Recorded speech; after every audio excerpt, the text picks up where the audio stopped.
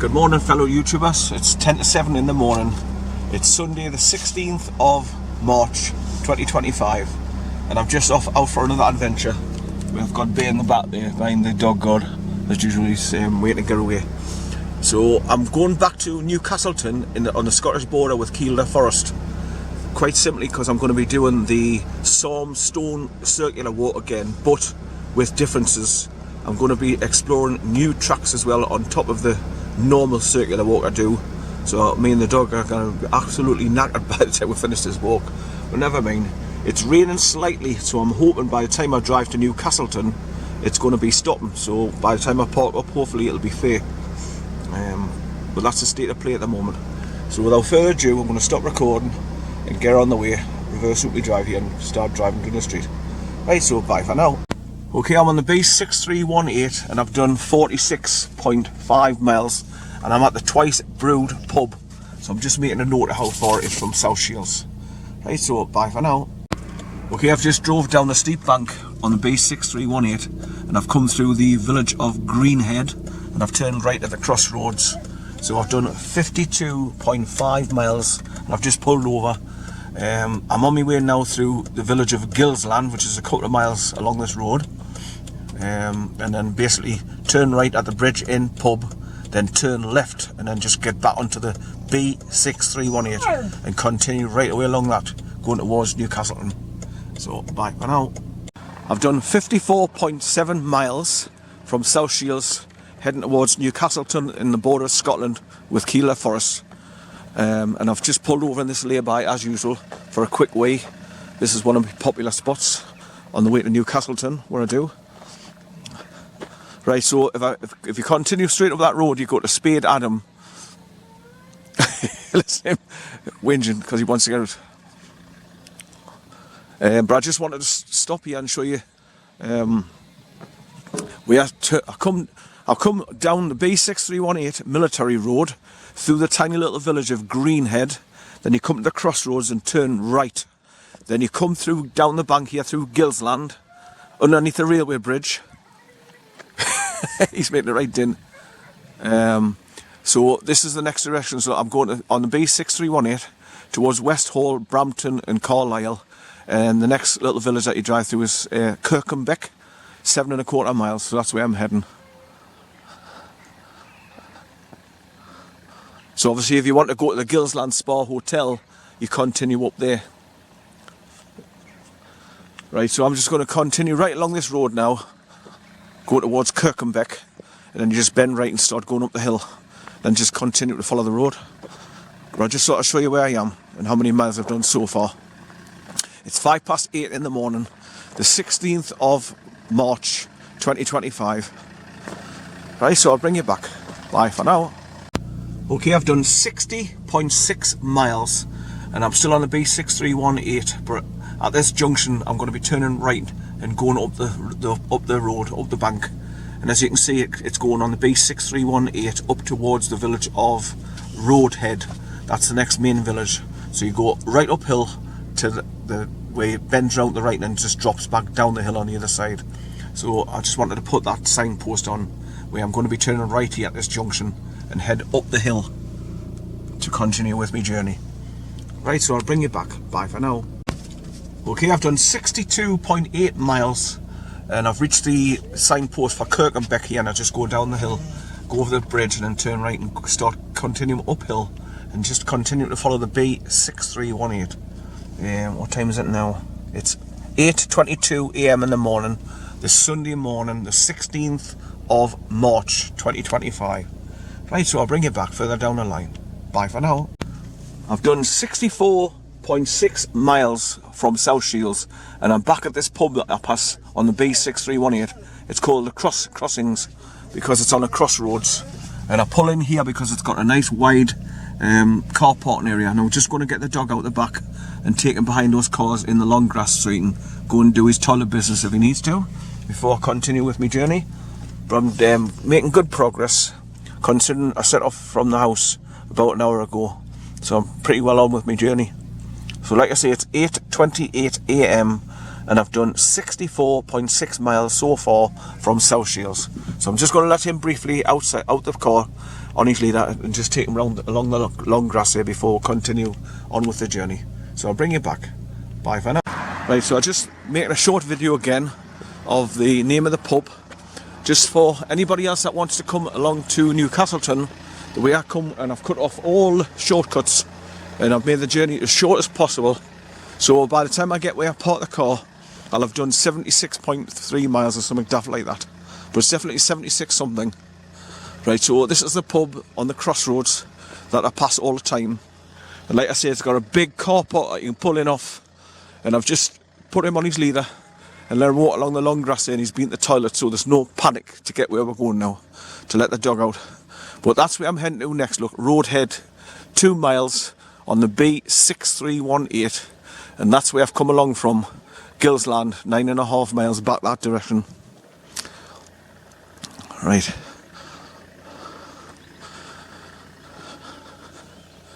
That's called the Crossings Cottage, because it's on the it's on the crossroads basically. Right, so I'm continue on that, heading there along the B6318. Right, until I get to Roadhead. Then you get to the top of the bank and it bends around to the right and it just drops down steeply. So that's my next part of my destination. Right, so I'll bring you back. Bye for now. Right, so after you pass the Crossings pub, this is the next signpost that you come across. It's saying Stapleton and Heathersgill to the left at the junction, and to the right where I'm going, Roadhead B6318, and you can go to Langholm onto the A7 going this way as well. Right, so I'm just going to drop down here, that goes round to the right and crosses over a green painted steel bridge, and I'll just continue along the B6318 towards Roadhead. So I'll be there in a few minutes.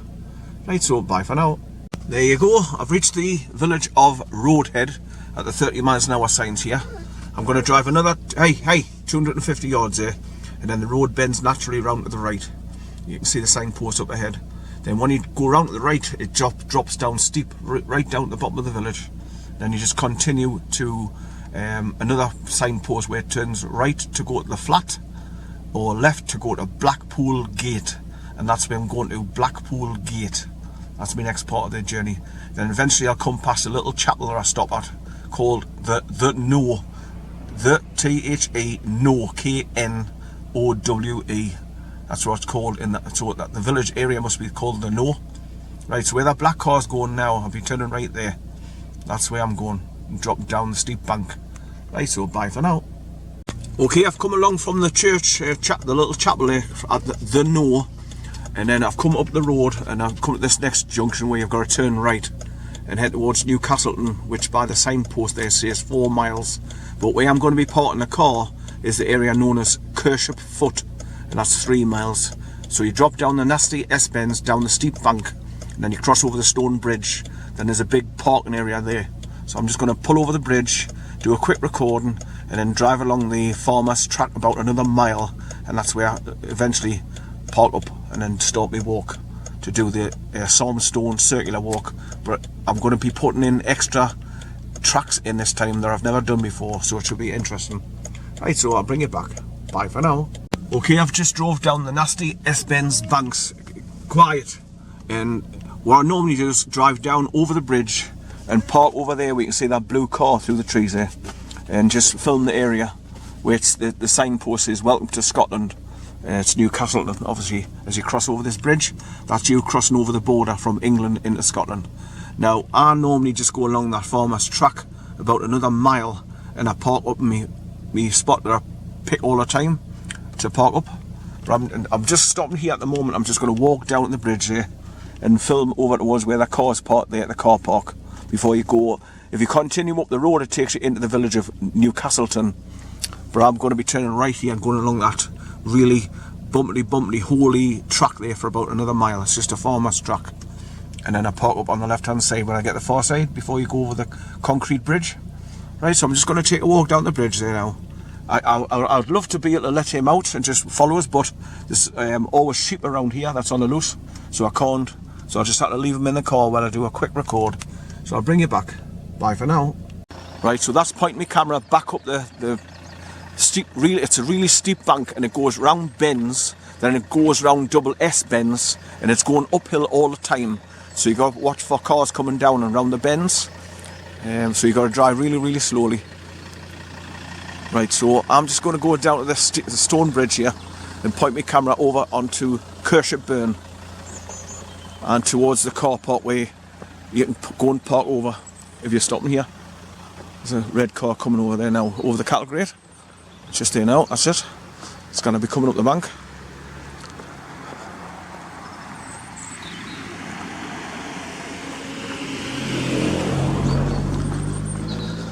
Right, so last time I came around here, there was a load of sheep just running up the hill there on the loose, so I thought, oh shit, I can't let the dog go, so I had to keep on his leader and just let him go in the swamp area behind those cars where there's water. So I asked him if he wanted to get a drink, which he did.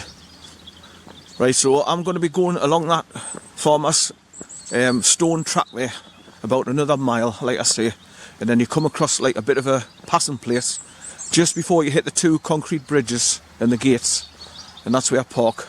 But I just wanted to put this on video for you. Kershope Burn again. So obviously when it's been pissing down the rain for days on end, the water comes right up and covers that island. You don't see all those stones.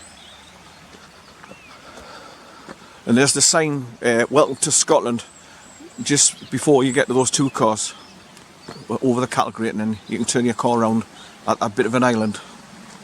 But it's a big parking area, there's lots of cars can get in there. Right, so let me point my camera over the bridge here. So as you can see, it's not running really fast because we haven't had rains for days now. But having said that, when I got up this morning, it was spitting. So I've had sporadic rain since I got up first thing this morning. But it's been on and off, driving along here as well. But hopefully, looking at the sky now, it's stopped altogether, so I can start my walk without worrying about gonna get wet, sorry. It's got that wooden signpost there with a yellow arrow on it and say Kershope Burn. So I'm going to be following the burn along for another mile. Right, so I'll go back up to the car and get in the car and just drive along this stone track. A lot of people just drive into the track here and turn around, park at this passing place here on the left hand side where those two dirty puddles are. Right, another car's coming down the bank, so I'll have to watch what I'm doing.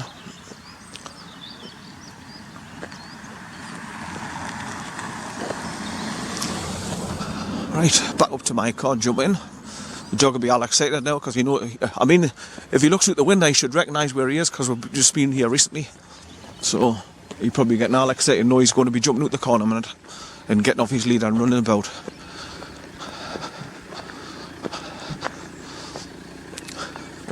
But there's a walk along there behind the car where that metal barrier's open, and it's the Kershope foot walk that you can do. I'll show you this wooden marker post here. Oh, you bugger, something's sticking up there, just tripped over it. Oh, it's a bit of a branch. Right, so there it's in Kershope foot on this wooden marker post, pointing down that way. So obviously dog walkers go down there with their dogs.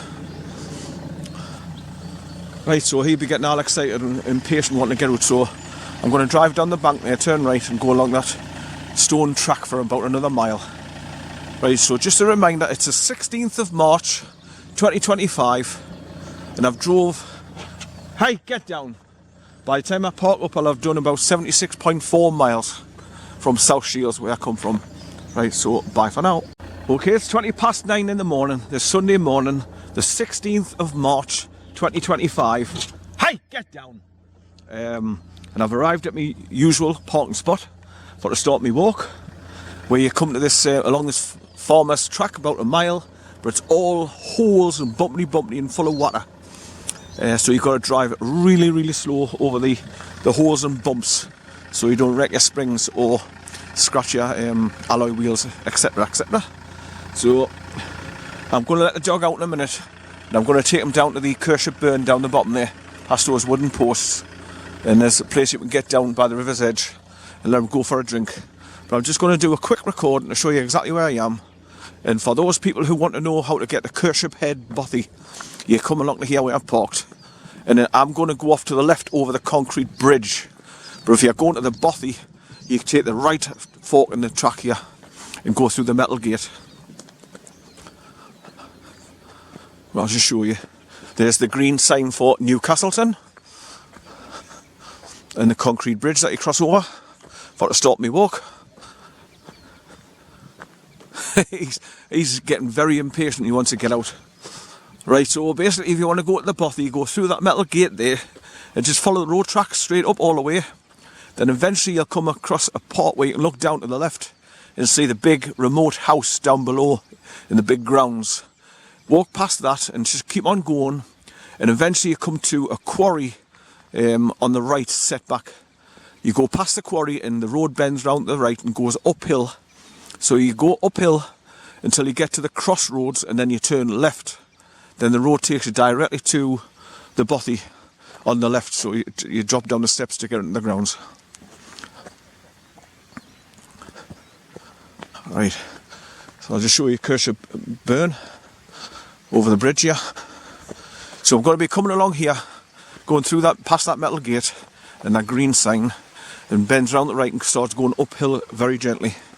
Then eventually I get the junction on the left where the green signs are, and then I turn left and start going uphill again and head towards the Psalmstone where I'm going to do my circular walk. But like I say, I'm going to be coming back a different way and going along different pathways.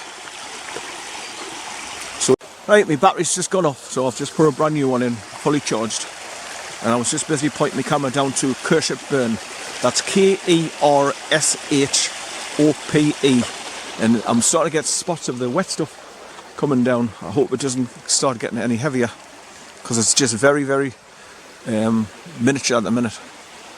Right, so without further ado, I've set up my time lapse. It's charging up and recording at the same time, so hopefully I get a bit of a long time lapse. There's a couple of hikers just come down the road there from going up to see the they'll probably come back from the Kershope bothy, Kershope Head bothy, that's what they call it. I can see where there's people just been cutting across the grass there, look, to get down there by the, we can get down to the river easier past the trees. Right, so I need to get on with my walk now.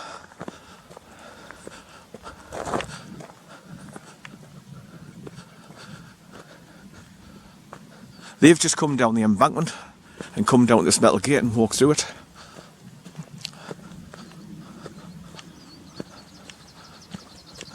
Let's have a look. So obviously you go up there, that takes you back to the top of the bank where you come down the S-bends.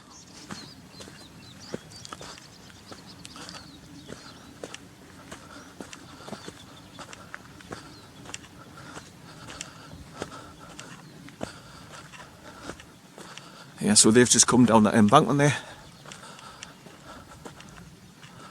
You must be able to follow that trail and go up to the top path. But that's the way I went, round and down and then round, and just keep on going along the road. And eventually, like I say, I come to the quarry.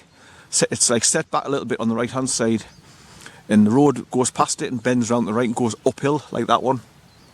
And that's where you go up about half a mile till you get to the crossroads and then turn left, and then the road just takes you directly to the bothy.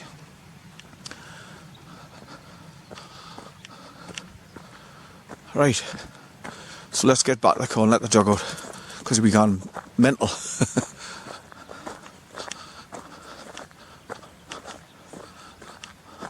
Just wanted to show you where I park. So basically when you're walking a long distance, and I walk with a limp because I've had a stroke, so I get fatigued easily as well, so that's why if I can get as close to possible where I'm going to my location, I will, just to take some miles off the journey, and that way I'll not get fatigued so quick.